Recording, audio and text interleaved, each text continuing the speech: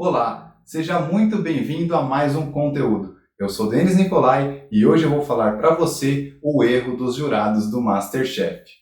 A intenção aqui nesse vídeo não é polemizar, é simplesmente trazer aprendizado sobre um momento em que um dos líderes de uma das provas, acabou tendo um comportamento totalmente correto, porém os jurados acabaram forçando-o a ter um comportamento que não foi o mais ideal para um líder.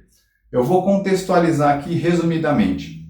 No MasterChef Profissionais 2018, o Paulo assumiu a liderança de uma das provas em equipe e ali eles têm todos a mesma capacidade. Tá? Então vamos comparar com uma empresa. Normalmente o líder ele é a somatória das capacidades de sua equipe. E ali basicamente eles são iguais porque todos estão por um objetivo maior, que é quem cozinha melhor será o MasterChef.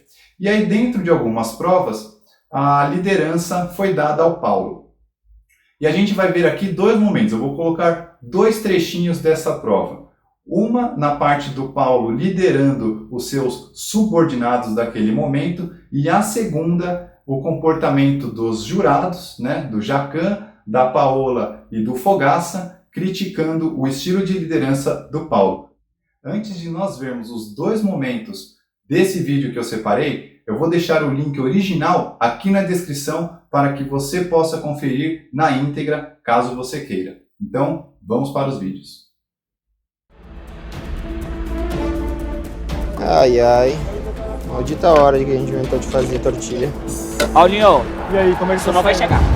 Não vai rolar. Vai ter que chegar, velho. Qual é a dificuldade pra gente poder resolver? É abrir, velho. Abrir a massa e tortilha. Sem a massa não tem nada. Eu tenho que parar e pensar um pouco. Paulinho, e aqui, você não mexeu mais nada? Não, Você vai fazer o que agora? Agora eu tô pensando, velho. Os caras estão dizendo que não vai dar pra abrir as massas, velho. A tempo?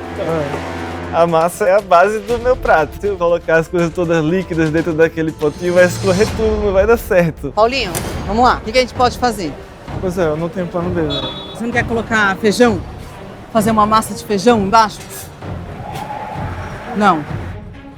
Paulo, conversa andando, chefe. A gente tá fudido, cara, de tempo. Você quer assumir? Assuma. Se não, me deixa ficar pensando aqui. A gente tem que ter alguém pra pensar, pô. Dani, dá ideia aí. Plano B pra essa massa aqui, não vai rolar. Plano B, vai, dá ideia. Agora? Vai. Não tem plano B agora. Vai ter que fazer isso aí, não tem tempo pra fazer. Não dá, não vai dar, não vai Mas rolar. vai servir tudo de um taco ou sem um taco? Tá desconstruído? Pelo amor de Deus, cara. Eu tô fora. Vou fazer minha função então. Tá de boa. Você vai continuar abrindo? Não, ué, não tem ideia aí.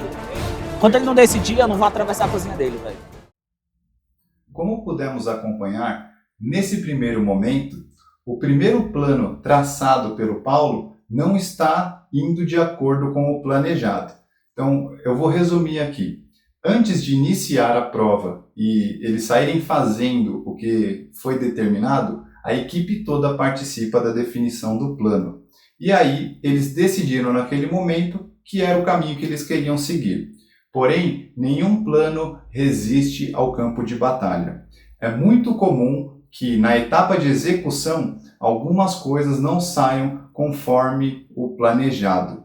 E aí esse foi o momento em que se encontrou este primeiro momento que a gente acabou de ver. Nesse momento de dificuldade, foi claro de ver que o Paulo ele tem um estilo de liderança servidora. Então, a sua equipe voltou para ele, que era o líder, e disse: Paulo, estamos com dificuldade. E ele já se mostrou totalmente aberto e dizer: qual é a sua dificuldade? O que nós podemos fazer para resolver?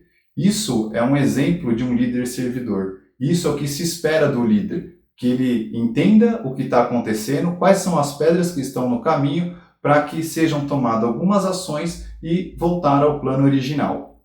Porém, você pode perceber que um outro membro da equipe, ele acaba criticando o líder. Então, esse é um grande exemplo que existe dentro de várias empresas. Sempre tem um funcionário descontente com o seu líder. E aí o que acontece? O funcionário, ele sempre julga o líder. Então, nunca julgue se você nunca ocupou aquela cadeira. Tá? Isso é um chavão, uma frase muito famosa dentro de corporação, e ela se encaixa perfeitamente nesse contexto. Você pode ver que ao Paulo se dirigir a esse subordinado, dizendo, eu sou o líder aqui, você quer assumir?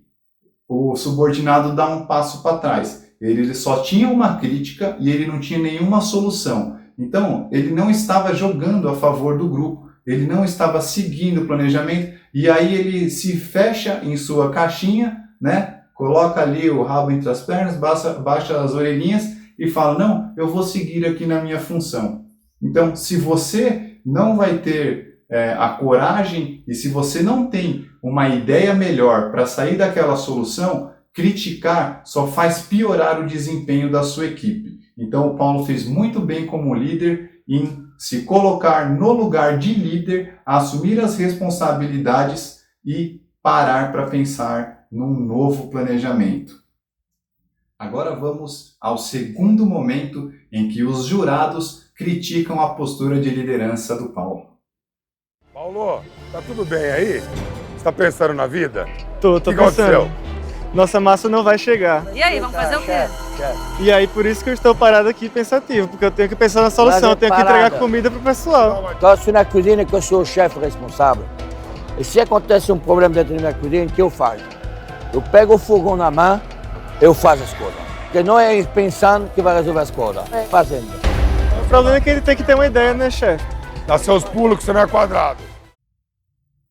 Bom, como foi possível observar nesse segundo vídeo, os jurados estavam criticando a postura de liderança assumida pelo Paulo naquele momento, dizendo que ele teria que agir e não ficar parado pensando. E aí eu vou te colocar algumas coisas. Pense na metodologia de desenvolvimento de projetos PDCA, tá? Então, Plan, Do, Check, Act. Planejar, fazer são as principais palavras para essa metodologia. Veja o que ela tem em comum com o DMAIC, né? DMAIC de definir, medir, analisar, implementar. Então, definir, medir e analisar vem antes de implementar. Preste bem atenção. Metodologia Scrum, a metodologia ágil, ela tem grooming, planning e desenvolvimento. Então, grooming é a estimativa da carga de trabalho. Planning é o planejamento da sprint que será desenvolvida. E depois, desenvolvimento.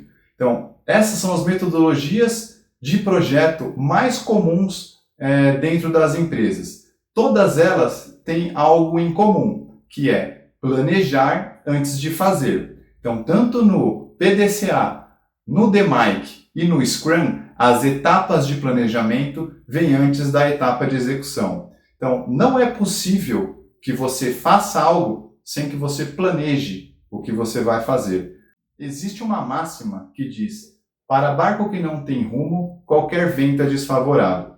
Então, aquele comentário que o Jacan fez, do tipo, na minha cozinha, né, se eu estou numa situação parecida, eu pego o fogão, assumo e eu faço. Então, intrinsecamente, ele decidiu na cabeça o que ele tem que fazer antes de sair fazendo. Então, ali você viu que ficou um pouco sem sentido, eles falando para o Paulo, vai lá e faz.